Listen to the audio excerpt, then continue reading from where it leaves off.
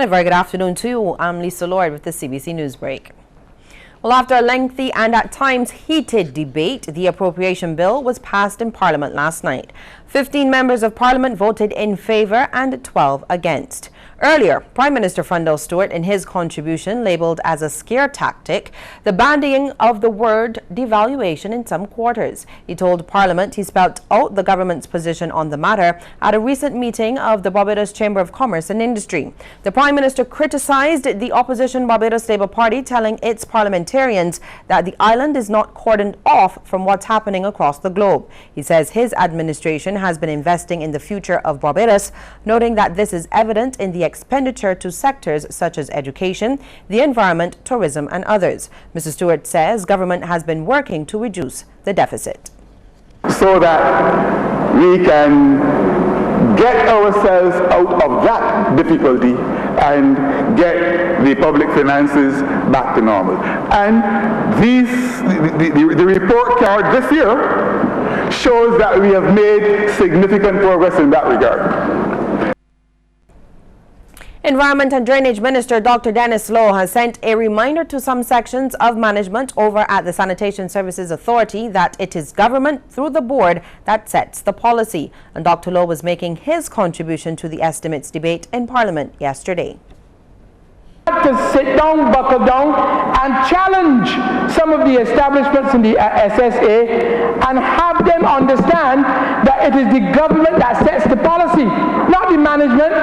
The board carries out the policies of the government, and therefore I am demanding that they continue to work with the government, that they continue to exercise the level of dedication that is required in the finance department, in the management departments, every single department of the SSA. They have to buckle up and get the job done. Meanwhile, Dr. Lowe also gave an update on developments at the SSA aimed at improving efficiency. The SSA has just benefited from the conclusion of a study done by the South Koreans on a route optimization program. I can also tell you that there is also work completed relative to fleet management.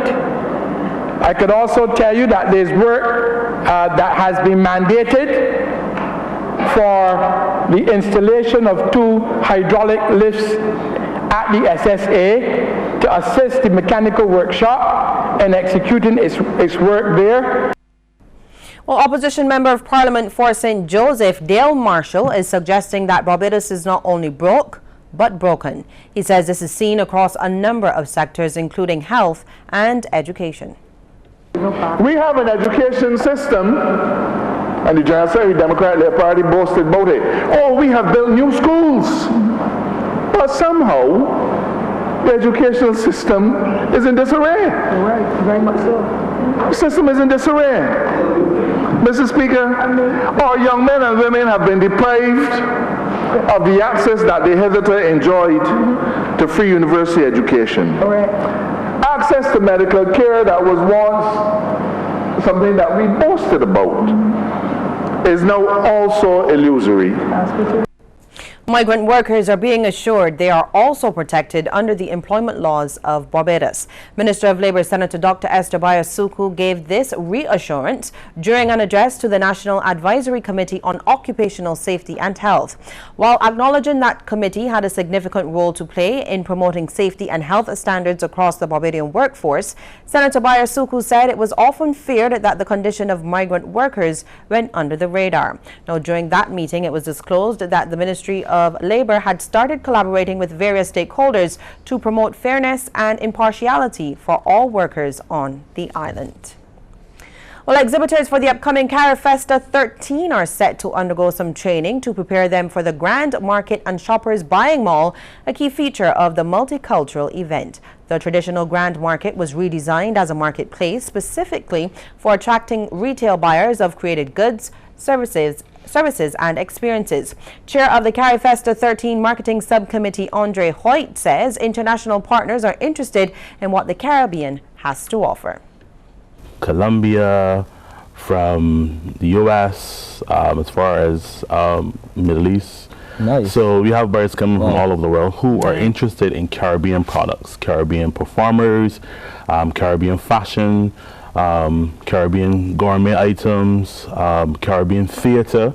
So we're bringing buyers and distributors and agents from around the world to see what we have, to make the connections, and part and parcel of that, we're putting the exhibitors in a training session in May to get them ready for marketplace, how to negotiate, how to talk about your contracts, how not to talk about contracts, ensuring that your trademarks and all those things are up to scratch.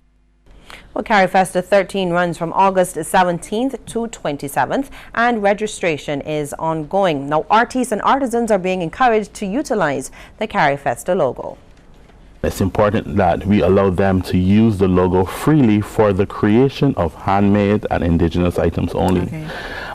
We do have a commercial opportunity for people who do it commercially, but that comes at a cost. There's a license you have to pay. I think it's up to $1,000 so for this 3 is items. if you want to put it on t-shirts and things like Yes, that, but that's for correct. pottery and But other for pottery crafts. and craft items, those who've registered, you have to show proof of your registration. Well, stay with us. We'll have regional and international stories right after the break.